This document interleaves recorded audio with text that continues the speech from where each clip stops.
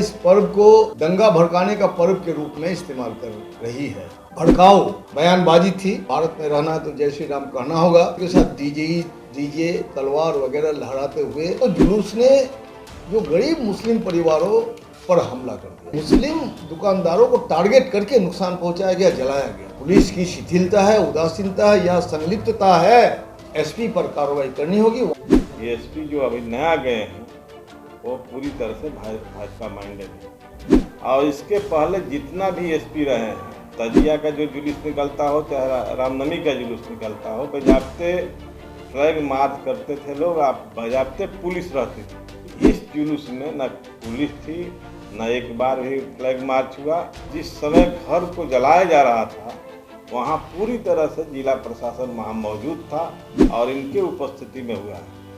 SP का कार्रवाई हो। नमस्कार, इनसाइडर लाइव देख रहे हैं आप और मैं हूं आपके साथ अमित झा। बीते रामनवमी के दिन बिहार शरीफ में हुए घटना को लेकर महबूब आलम जो कि सीपीआई के एमएलए हैं, उन्होंने प्रेस कॉन्फ्रेंस रखी। प्रेस कॉन्फ्रेंस कर उन्होंने साफ तौर पे कहा है कि वहां प्रशासन की चूक है जिसकी वजह से वहां घटना हुई है। आपको बता दें, उसके बाद उन्होंने साफ तौर पे कहा है कि बजरंग दल जैसे और आरएसएस जैसे संस्थाओं को जो संगठन है उस पर बैन होनी चाहिए। कहीं ना कहीं उनका साफ तौर पे कहना था कि जिस प्रकार से वहाँ पे घटना हुई है उसमें प्रशासन की चूक है। वहाँ के जो एसपी हैं वो बीजेपी समर्थक ऐसा लगते हैं। फिलहाल सुनिए कि क्या कुछ कह रहे हैं महबूब आलम। के जन्मदिन पर रामनवमी का त्योहार पालन किया जाता है। ये त्योहार शांति और सौहार्द का त्योहार है। इससे पहले पूरे देश में अमन चैन के साथ इस त्योहार को मनाया जाता रहा है और एक दूसरे को बधाई, रामचंद्र के जन्मदिन की बधाई, मिठाई वगैरह बांटने की प्रवृत्ति रही है। लेकिन अगर कुछ दिनों से देख रहे हैं हम लोग कि भाजपा इस पर्व को दंगा भड़काने का पर्व के रूप में इस्तेमाल कर रही है। इसी क्रम में बिहार शरीफ और सासाराम में जो घटना हुई, उन घटनाओं को लेकर के हमारी भाकपा माले की 2 जांच दल बिहार शरीफ में मेरे नेतृत्व में विधायक comrade Gopal Ravidas, central committee member Parvez साहब और वहाँ के जो हमारी पार्टी के सचिव है सुरेंद्र राम, हम लोगों ने दौरा किया। और दूसरी टीम हमारे कॉमरेड अरुण जी जो काराकाट से विधायक हैं, सासाराम का दौरा किया। मैं अभी फिलहाल बिहार शरीफ के दौरे की बात करता हूं। देखिए 30 तारीख को ही देश के तमाम जगहों में रामनवमी के जुलूस निकले। शांतिपूर्ण रहा, बहुत जगह अमूमन शांतिपूर्ण रहा। 31 तारीख को, हाँ 30 को। लेकिन बिहार शरीफ का जो दंगा है जो हुआ, ये भयावह दंगा हुआ और इसकी तैयारी बजरंग दल ने भाजपा के नेतृत्व में, वहाँ के जो विधायक है डॉक्टर सुनील के नेतृत्व में 1 महीना पहले से शुरू कर दी है। और ठीक 4 साढ़े 4 बजे, जिस वक्त तमाम मस्जिदों में असर का नमाज होती है, असर की नमाज होती है, एक वक्त है असर की नमाज होती है, और जुलूस शांतिपूर्ण तो निकला जरूर, लेकिन जुलूस में भड़काऊ बयानबाजी थी।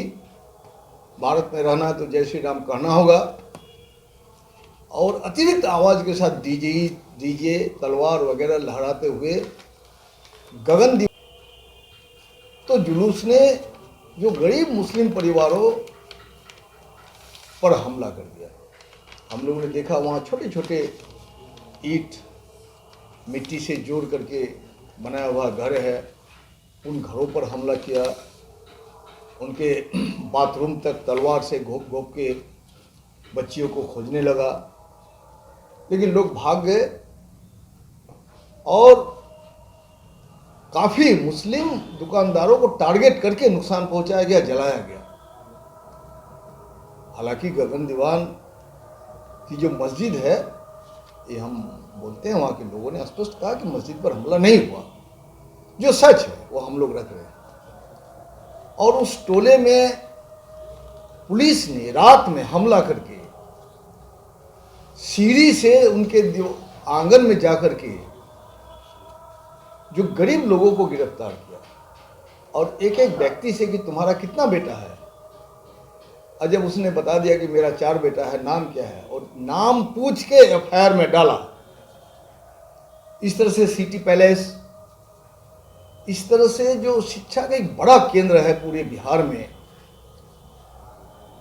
अजीजिया मदरसा, वहाँ उर्दू फारसी की पढ़ाई होती है और जनरल भी पढ़ाई होती है, इंग्लिश, हिंदी, और एमए तक की डिग्री उस मदरसे में दी जाती है। उस मदरसा को घुस के तहस नहस कर दिया, उसकी लाइब्रेरी पर हमला किया, करीब करीब 10,000 उसका जो डॉक्यूमेंट वगैरह थे सब जला दिया गया। उसके बगल में जो मस्जिद है, उस मस्जिद के गुंबद पर चढ़ कर के भगवा झंडा फहराया। हम लोगों ने डीएम से बात की और हम लोगों ने कहा स्पष्ट रूप से डीएम से कि ये प्रशासन की चूक है। तो डीएम ने इसे कबूल किया कि हाँ चूक है, और साथ साथ ये कॉन्स्पिरेसी है, ये भी उसने कहा कि ये कॉन्स्पिरेसी है। और आम लोगों से जो हम लोग कल गए थे, कल भी सुबह गगन दीवान के सोगरा एक कॉलेज है, सोगरा कॉलेज में घुस करके वहाँ जो एमए तक की डिग्री दी जाती है, वहाँ घुस करके उसको तोड़फोड़ किया, जलाया, उसका मैंने जनरेटर को जला दिया और सब जितनी चीज़ है नंगई से। तो कल हम लोगों ने देखा उसके बगल में ही सुबह कुछ हिंदू दुकानदार के दुकान को भी जलाया उलाया गया है। गंभीर मामले में पहले से तैयारी क्यों नहीं कर रही है प्रशासन का? जो सीआईडी विभाग वो क्या कर रहा है? इसका जवाब तो देना होगा प्रशासन को। प्रशासन की चूक है, उदासीनता है कि प्रशासन का शाह है, ये सवाल तो पैदा होता है। क्योंकि पुलिस जब कार्रवाई करती है तो मुश्किल से पटना तक के नौजवानों को वहां बुलाया गया है, ऐसा रिपोर्ट मिला। शेखपुरा से, नालंदा से, तमाम जगह से बुला करके शोभा यात्रा के नाम से जो तांडव किया गया, इसका जवाब प्रशासन को देना होगा। और प्रशासन स्पष्ट करे उसकी उदासीनता है, चूक है या उसकी संलिप्तता है। प्रशासन के सामने ये सारी बातें हुई है। और कल जब हमारी जांच दल गई है, और जांच दल तो मुश्किल से 3-4 आदमी तो हम लोग थे, 4-5 आदमी हम लोग थे, 5, और 2-1 हमारे गरीब मजदूर भी घूम रहे थे कि चलो इनका घर दिखा तो किसका घर से गिरफ्तारी हुई है। तो एक बदतमीज पुलिस अफसर उसको हम लोग के सामने ऐसी हिमाकत उसने की और तमाम लोग डर से भाग गए। मैं समझता हूं कि पुलिस अगर चाह ले तो कोई दंगा नहीं हो सकता। इसलिए इस दंगा में पुलिस की शिथिलता है, उदासीनता है या संलिप्तता है, ये जवाब एसपी को देना होगा। और फिलहाल एसपी पर कार्रवाई करनी होगी, वहाँ से उनको हटाना होगा। और जैसे ही उसको हटेगा तो दोनों कौम का विश्वास जगेगा कि सरकार दंगा रोकने में ईमानदारी से काम कर रही है। और इसी के साथ हम लोग आपके साथ हैं। आज हम लोगों ने बुद्धा पार्क में एक विरोध प्रदर्शन भी रखा है। साथ साथ हमारे अरुण जी कॉमरेड विधायक जो काराकाट से है, इन्होंने सासाराम का दौरा किया। इनसे भी हम आग्रह करेंगे कि प्रेस को अपना। तो आपने साफ तौर पे सुना कि महबूब आलम का साफ तौर पे कहना है कि वहाँ जो घटना हुई है उसकी कहीं ना कहीं जिम्मेदार प्रशासन है। उसके बाद उन्होंने ये भी कहा कि वहाँ के जो एसपी हैं वो भाजपा माइंडेड लगते हैं। फिर महू आलम ने ये भी बताया कि जब उन्होंने डीएम से बात की तो डीएम का साफ तौर पे कहना है कि ये जो घटना हुई है वो कहीं ना कहीं प्रशासन की चूक है और सीपीआई एमएल के द्वारा दो टीम बनाई गई है जांच के लिए इस घटना को लेकर, जिसमें एक टीम ये सासाराम भेजा गया और दूसरा जो है वो बिहार शरीफ में। तो बिहार शरीफ के लिए जो जिम्मेदारी थी वो महू आलम को मिली थी। काराकाट से विधायक संतोष सिंह, उन्होंने जो सासाराम में घटना हुई है उसको लेकर बयान दिया है। उन्होंने साफ तौर पे वहाँ की जो घटना हुई है उसके बारे में बताया कि कैसे क्या घटना हुआ है। उसके बाद उन्होंने कहा कि वहाँ पे जो लोग थे वो कहीं ना कहीं भाजपा मैंडेट के लोग थे जो ऐसा कर रहे हैं और प्रशासन की भी वहाँ चूक है। सबसे पहले सुनिए कि क्या कुछ कर रहे हैं संतोष सिंह। हम लोग को भी जानकारी है कि एसपी जो अभी नया गए हैं वो पूरी तरह से भाजपा माइंडेड है। इसके पहले जितना भी वहाँ रामनवमी के जुलूस निकला है, चाहे ये तजिया का जुलूस निकलता था, क्योंकि जो सासाराम का बनावट है वो माने सब एक मोहल्ला ऐसा कोई नहीं है जिस मोहल्ला में केवल हिंदू रहते हैं, केवल मुसलमान रहते हैं, इस तरह का मोहल्ला नहीं है, सब मिला जुला मोहल्ला है। इसलिए हमेशा वहाँ सांप्रदायिक तनाव पड़ने की खतरा रहती है। और इसके पहले जितना भी एसपी रहे हैं, रमजान के दिन तजिया का जो जुलूस निकलता हो चाहे रामनवमी का जुलूस निकलता हो, बजाबते फ्लैग मार्च करते थे लोग, आप बजाबते पुलिस रहती थी। लेकिन इस जुलूस में न पुलिस थी, न एक बार भी फ्लैग मार्च हुआ। और जिस समय घर को जलाया जा रहा था वहाँ पूरी तरह से जिला प्रशासन वहाँ मौजूद था और इनके उपस्थिति में हुआ है। तो हम लोग इस प्रेस कॉन्फ्रेंस के माध्यम से भी और पार्टी के तरफ से भी ये मांग करते हैं हम लोग कि एसपी का कार्रवाई हो और इसकी संलिप्तता की जांच भी होनी चाहिए। प्रशासन इसकी जांच करे, चूँकि इसमें भूमिका पुलिस प्रशासन की है। और आज जो स्थिति सामान्य दिखाई दे रही है, लेकिन टेंशन लिए हुए है, क्योंकि जो लोग ये दंगा फसाद करने वाले में विश्वास करते हैं, शायद उनकी मानसिकता पूरी नहीं हुई है। जो इस मामले को जो गांव तक ले जाना चाहते थे, जो गांव तक मामला नहीं गया है, इसलिए अफवाह का बाजार भी आज बहुत गर्म है। आज चले जाइए सासाराम के अंदर, आपके पास भी अगर रिलेशन होता होगा तो फ़ोन आता होगा कि माने यहाँ सुने हैं कि गोली चल गई, यहाँ लाश जल रहा है, यहाँ बनारस में लोग भर्ती हैं, लेकिन शुद्ध रूप से अफवाह। लेकिन अफवाह के बाजार चलाए जा रहे हैं।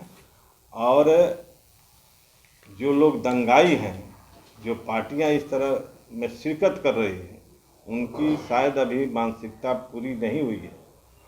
और 2 तारीख के अमित शाह का भी प्रोग्राम था, शायद हमको जानकारी अभी कैंसिल हो गया।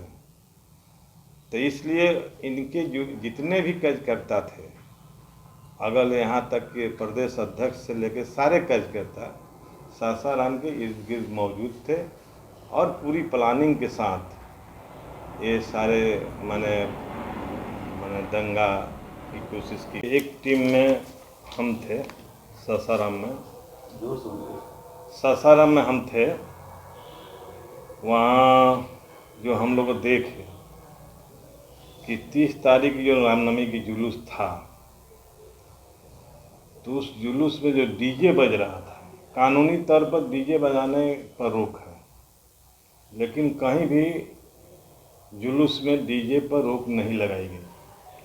वहाँ भी डीजे बज रहा था। वहाँ एक भजन गायक है संदीप आर्या, अयोध्यावासी, उसका डीजे में जो गाना का बोल है कि डीएन टेस्ट करा ला, हम निकलम तहर बाप। और पीछे जो जुलूस चल रही थी उसकी एक पार्ट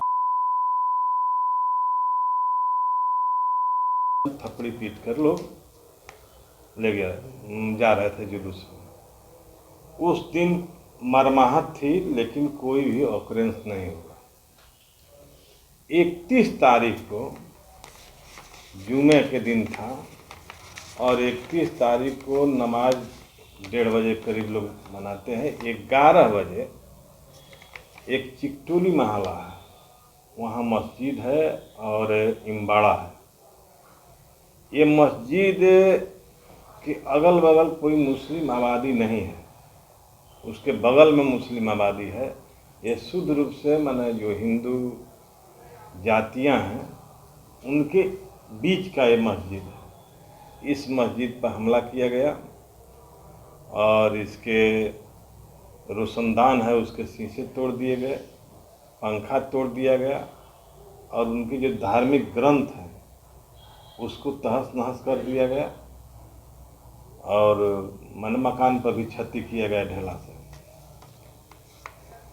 इसके बाद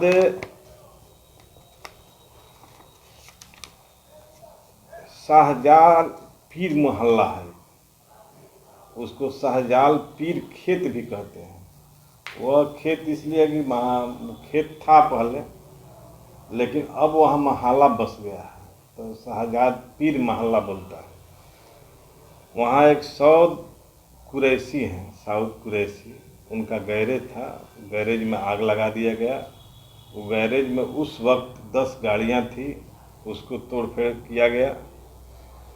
उसके बगल में ही एक कबाड़ा का माने बेचते माने उनका नाम है सऊद कुरैशी, उसमें आग लगा दी गई और उनके बगल में घर था, वो घर का ताला तोड़कर फ्रिज ये सब को तो लूट लिया गया और उनका 2 बकर खसी था, उस खसी को भी लेकर चला गया।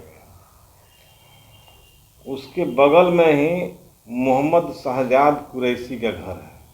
उनके घर में 2 रूम है, दोनों रूम का टोटल सामान को आग लगा दिया गया। अब उनके घर में एक भी सामान जो कपड़ा पहने हुए थे लोग उसको छोड़कर दूसरा कोई चीज़ नहीं है, सब चीज़ बर्तन से लेकर बक्सा ताला सब तो लूट लिया गया, आग लगा दिया गया। उसी के बगल में एक घर है शमशाद खातून, ये इनके स्वर्गीय हैं, इनके पति नाम है कुरैश खान। इनके घर में भी आग लगा दिया गया और इस घर में 2 किराएदार रहते थे, एक रूम में ही रहते थे, 3 रूम था। गुलाम मुस्तफ़ा और मिंटू शाह, ये दोनों का भी संपत्ति जब जला दिया गया, घर तो जल ही गया। इसी के बाद शेख मोहम्मद बानो के घर है, उनके सिलेंडर को लेकर भाग गया। फरजान बेगम है, उनके LCD और स्टेपलाइजर और खसी उठाकर चल दी। शायद खातून है, इनका भी घर का सामान लूट लिया गया, आग नहीं लगा लेकिन सामान लूट लिया गया। सबना खातून है, इनके घर पर भी सामान उठाकर मैंने लेकर भाग गए। सबके घर हम गए थे व्यक्तिगत तौर पर और देखे भी। इसके बाद झूलन शाह मजार है, ये जानी बाजार मोहल्ला एक दूसरा मोहल्ला है। इस मजार के मेहराब जो है, चाहे दीवारी पर जो मेहराब बनाते हैं लोग, इस मेहराब को तोड़ दिया गया। मजार के भीतर में लाइट और पार्किंग लोग बनाए थे, उसके लाइट को ग्रिल को भी तोड़ दिया गया। और इसके अलावे 2 दुकानदार जो बक्सा बनाते थे, नया बक्सा, उस माने दुकान में तोड़फोड़, जितना बक्सा था उस दुकान में तोड़फोड़ हुआ है। ये पूरी घटना वहाँ घटी है और वहाँ के लोगों का कहना है कि वहाँ भी जिला प्रशासन जो है, जिला प्रशासन पूरी तरह से निष्क्रिय थी और SP की भूमिका। तो आपने साफ तौर पे सुना कि काराकट के जो विधायक हैं संतोष सिंह CPI MLA के, उनका साफ तौर पे कहना है कि वहाँ जो घटना हुई है कहीं ना कहीं उसमें प्रशासन की चूक है। उसके बाद उन्होंने ये भी बताया कि कैसे कैसे घटना हुई है और किन लोगों की क्षति हुई है। उसके बाद संतोष सिंह ने बताया कि वहाँ जो कुछ लोग जो थे वो गाली गलौज कर रहे थे और गाली गलौज करते हुए दोपहर की नमाज के टाइम में वहाँ से क्रॉस कर रहे थे और वहाँ के CCTV फुटेज में यह घटना कैद हुई है। फिलहाल हमारे साथ और बने रहिए और देखते रहिए इनसाइडर लाइव। नमस्कार।